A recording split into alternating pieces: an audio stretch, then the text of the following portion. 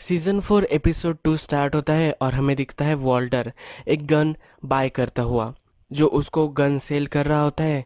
Walter उससे पूछता है कि क्या तुम ये गन देख सकते हो। उसने एक गन अपनी बेल्ट में छिपाई होती है। गन सेल करने वाला उसे बोलता है कि अगर तुम्हें उसे छिपाना ही है तो तुम्हें एक छोटी सी गन बाय करनी चाहिए। उसको वो बैरल वाली एक गन देता है। वो बोलता है कि ये इतनी छोटी है कि ये किसी को भी नहीं दिखेगी और ये डिपेंडेबल बहुत ही अच्छी गन है जिसको तुम यूज़ कर सकते हो। वॉल्टर उससे पूछता है कि इसमें कितनी बुलेट्स आती है। तो गन बेचने वाला उसे बोलता है कि इसमें 6 बुलेट्स आती है। ऑटोमेटिक में 10 बुलेट्स आती है और चेम्बर में और एक बुलेट होती है। गन बेचने वाला उसे उसके गन के लिए कवर भी दिखाता है। वॉल्टर आकर बैठ जाता है और गन रखने की कोशिश करता है। वो जब गन रखता है तो गन बेचने वाला उसे बोलता है कि तुम एक रॉन्ग साइड पर गन रख रहे हो। अगर तुम राइट हैंडेड हो तुम्हें राइट साइड में ही उस तुम्हें गन रखनी चाहिए। तुम ऐसे क्रॉस ड्रॉ नहीं कर सकते। अगर तुम बैठे होगे तब तुम क्रॉस में डाल सकते हो, इससे तुम्हें निकालने में आसानी होगी। अगर तुम्हें खड़े रहकर शूट करने वाले हो तो तुम्हें अपने जिस हाथ से वो तुम गन निकालने वाले हो उसी साइड में उस गन को रखना चाहिए। फिर वो वॉल्टर से एक क्वेश्चन पूछता है कि क्या तुम ये सिर्फ सेल्फ डिफेंस के लिए ले रहे हो। तो वॉल्टर बोलता है हाँ, मैं इसे सेल्फ डिफेंस के लिए ले रहा हूँ। तो बोलता है तुम अब यहाँ रह रहे हो, यहाँ तो लीगली तुम गन बाय कर सकते हो। पर वॉल्टर से बोलता है कि अगर मैंने ये गन चलाई तो अच्छा होगा कि ये गन अनट्रेसेबल हो। फिर हमें दिखाया गया है कि उस गन्स पर कुछ भी कोड नहीं होता, सीरियल नंबर नहीं होता। तो उसे गन वाला बोलता है, एक वार्निंग देता है, अगर तुम इस गन को लेकर पकड़े गए तो तुम्हें बहुत ही ट्रबल हो सकता है, तुम जेल में जा सकते हो। जेसी अपने लिए एक बड़ा साउंड सिस्टम बाय करता है। वो अपने फ्रेंड्स को बुलाता है और उनको वो साउंड सिस्टम दिखाता है। वो बोलता है कि एंटी डिस्टॉर्शन बहुत ही बढ़िया साउंड क्वालिटी इस साउंड सिस्टम में है।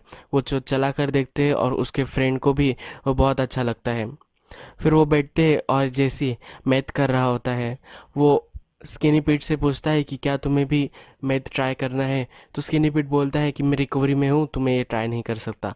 फिर वो बैजर को बोलता है तो बैजर भी ना बोल रहा होता है, पर उसे फिर लगता है कि उसे एक लाइन खींच लेनी चाहिए। जब बैजर मैथ करने लग जाता है तो थोड़ी देर बाद स्किनी पीट भी हमें करता हुआ दिखा है। फिर वो हाई होकर कुछ भी बातें करने लगते हैं गेम्स के रिलेटेड एक्सेट्रा एक्सेट्रा। जब शांति होती है तो जैसी उनसे बोलता है कि इस घर को एक पार्टी की ज़रूरत है। तो नेक्स्ट सीन में हमें डायरेक्टली पार्टी स्टार्ट हुई दिखती है। बहुत सारी लिकर वगैरह वहाँ सब होती है और वो सब पार्टी कर रहे होते हैं। वॉल्टर घर आकर गन को निकालने की प्रैक्टिस करता है। हैंक को रात में भी नींद नहीं आती तो वो रात में 2 बजे रॉक लेता है और उसको देख रहा होता है। तो मरी उससे पूछती है कि इस रॉक को क्यों देख रहे हो इतनी रात में। तो हैंक उसे बोलता है कि तुम सो जाओ, और ये रॉक नहीं है, एक मिनरल है। उस मिनरल्स की सारी डिटेल्स वो उसे बताता है। मरी फिर सो जाती है। नेक्स्ट दिन स्काइलर वॉल्टर को कॉल करती है और वो बोलती है कि मुझे अब तक तुम्हारा जो चेक था वो नहीं मिला। जो हम कार वॉश बाय करने वाले थे उसके लिए भी तुमने मुझे कुछ अपडेट नहीं दिया। तो वॉल्टर फिर कॉल उठा लेता है और बोलता है कि तुम इस तरह से वॉइस मैसेज पर नहीं बोल सकती। ये एक प्रूफ होगा कि हम इंटेंट था हमारा कि हम कार वॉश बॉय करने वाले थे। फिर स्काइलर उसे बोलती है कि तुम्हें मेरा कॉल आया हुआ था फिर भी तुमने नहीं उठाया। स्काइलर उसे समझाती है कि मैं सब देख लूँगी, सिर्फ तुम्हें उस कार वॉश को बाय करना है। सुबह हो चुकी होती है और जेसी के पार्टी में सब सोए हुए होते हैं। तो जेसी आता है और उसके फ्रेंड को वो बोलता है कि ये पार्टी चालू रहनी चाहिए। वो उसे कुछ पैसे देता है और बोलता है कि सबके लिए ब्रेकफास्ट लेके आओ और दारू वगैरह भी सबके लिए के लिए लेके आओ। मुझे ये पार्टी चलती दिखनी चाहिए। जेसी हेडफोन्स लगाकर ही काम के लिए आता है और वो मैथ कुक करना स्टार्ट करता है। जब वॉल्टर आता है तो वॉल्टर देखता है कि उन पर नज़र रखने के लिए और एक आदमी अपॉइंट किया गया है। मैथ कुक होने जाने के बाद वो काउंट कर रहे होते हैं। तब काउंटिंग में 201 पाउंड काउंट होता है। तब माइक ऊपर से बोलता है कि फिर से काउंट करना पड़ेगा। अब 2 बार वो काउंट करने वाले होते हैं। फिर वॉल्टर माइक से बोलता है कि मुझे गस से मिलना है। जो भी पिछले बार हुआ था उसके बारे में मुझे ज़रा एक डिटेल में उससे पूछना है और जो भी मिसअंडरस्टैंडिंग हुई होगी वो मुझे क्लियर करनी है। फिर माइक उसे बोलता है कि तुम गस से अब कभी नहीं मिलोगे। स्काइलर फिर हमें कार वॉश पर नज़र रखती हुई दिखाई गई है। वो सब नज़र रख रही होती है कि कितनी कार आती है और अवरली कितने पैसे वो कमा सकते हैं। ये सब वो एस्टिमेट कर रही होती है। उसको प्राइस भी डिसाइड करनी होती है, इसलिए भी वो ये सब कैलकुलेट कर रही होती है। नेक्स्ट सीन में हैंक का थेरेपिस्ट हैंक को चलने की ट्रेनिंग दे रहा होता है। वो आज ज़रा ज़्यादा चलते हैं और वो हैंक को मोटिवेट करता है और बहुत ही मोटिवेट कर कर हैंक को अपने बेड तक लेके आता है। वो बहुत ही एक्साइटेड होता है कि हैंक की इम्प्रूवमेंट हो रही है। वो हैंक को भी बोलता है कि तुमने बहुत अच्छा किया। जब मरी उसके साथ उसको डोर तक छोड़ने आती है तो मरी पूछती है कि कब तक अब हैंक पहले जैसा हो जाएगा। तो वो उसे बताता है कि हमें सिर्फ एक दिन का सोचना चाहिए। अब आज अच्छी इम्प्रूवमेंट हुई है, कल भी अच्छी इम्प्रूवमेंट होगी। इस तरह से वो चलने लग जाएगा। मरी उसको ऑफर करती है कि तुम्हें अगर फुल टाइम जाना होगा तो तुम फुल टाइम भी जा सकते हो। मरी जब हैंक के पास आती है तो वो बोल रही होती है कि तुमने बहुत ही अच्छी प्रोग्रेस की है। वो प्लान्स बनाने लगती है कि मैं आज कुक करने वाली हूँ, हम ऐसा करेंगे वैसा करेंगे। फिर हैंक उसे बोलता है कि तुम यहाँ से चली जाओ। हैंक को वो प्रोग्रेस प्रोग्रेस नहीं लग रही होती। जिसी अपने घर पर होता है और पार्टी अभी भी चल रही होती है। वहाँ एंड्रिया आती है और एंड्रिया के साथ जैसी बाहर आ जाता है। जैसी बोलता है कि मैं तुम्हें कॉल करने वाला था पर मैं ज़रा बिजी था। एंड्रिया उसे बोलती है कि तुम्हें एक्सक्यूजेस नहीं करना चाहिए। फिर एंड्रिया उसे बोलती है कि जिस दिन मेरा भाई थॉमस मरा था उसी दिन मुझे मेल बॉक्स में ये पैसे मिले। मुझे पता है कि तुमने ही ये पैसे दिए हैं। तो मैं तुमसे ये पूछना चाहती हूँ कि क्या इस पैसों को लेने कोई आने वाला है। फिर जैसी उसे बताता है कि ये सिर्फ तुम्हारे लिए है। फिर एंड्रिया उसे पूछती है कि मैं इस पैसों का क्या करूँ। जैसी उसे बोलता है तुम एक नई लाइफ स्टार्ट कर सकती हो।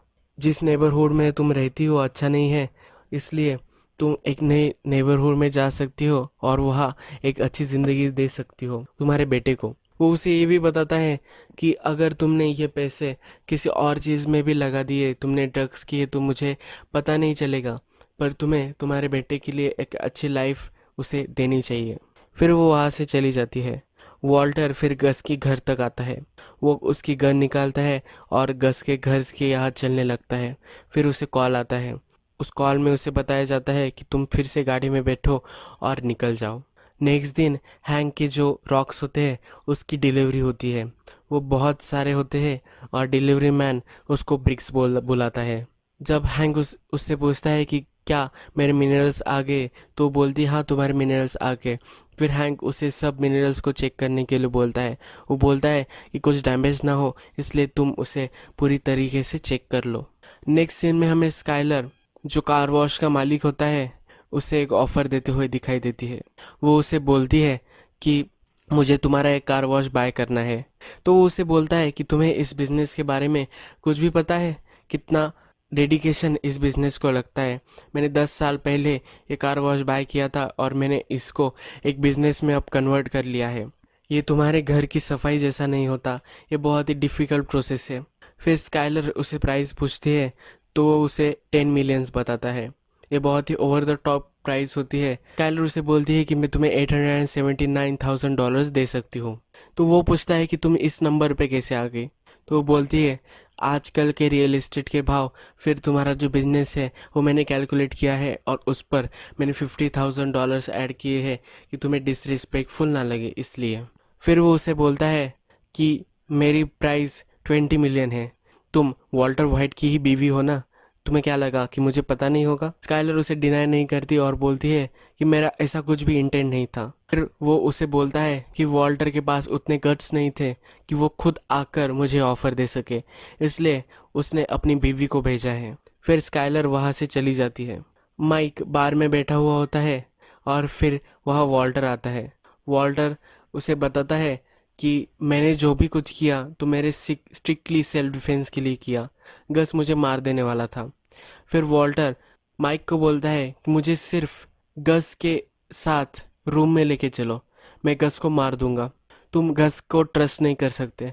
जिस तरह से उसने विक्टर को मार दिया वो तुम्हें भी मार सकता है, इसलिए तुम्हें कुछ स्टेप्स लेनी चाहिए। अगर तुम मुझे उसके साथ एक रूम में लेके आओ तो मैं उसे मार दूंगा। फिर माइक चिढ़ जाता है और वॉल्टर को पंच करके वहाँ से उस बार से निकल जाता है। नेक्स्ट सीन में जैसे अपने घर होता है और फिर उसके फ्रेंड्स वहाँ से जा रहे होते हैं। जैसे उसे बोलता है कि हम कंटिन्यू पार्टी करते हैं। फिर उसके फ्रेंड्स उसे बोलते हैं कि हम 2 दिन से घर पर नहीं गए और हमें काम पे भी जाना है, इसलिए हम अब पार्टी नहीं कर सकते। फिर जैसी डिसअपॉइंट होकर घर में आता है और फिर वो स्पीकर्स के यहाँ आकर बैठ जाता है। वो वहाँ जब बैठता है तो वो रोने लगता है।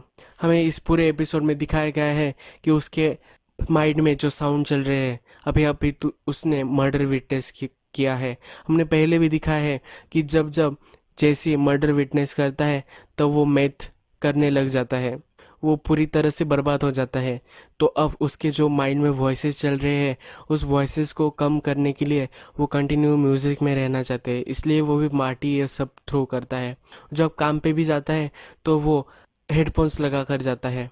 पर अब इस एपिसोड के एंड में जब वो स्पीकर के यहाँ बैठता है, तभी भी वो आवाज़ें शांत नहीं होती। वो वहाँ बैठकर रोने लग जाता है। यही एपिसोड ख़त्म हो जाता है।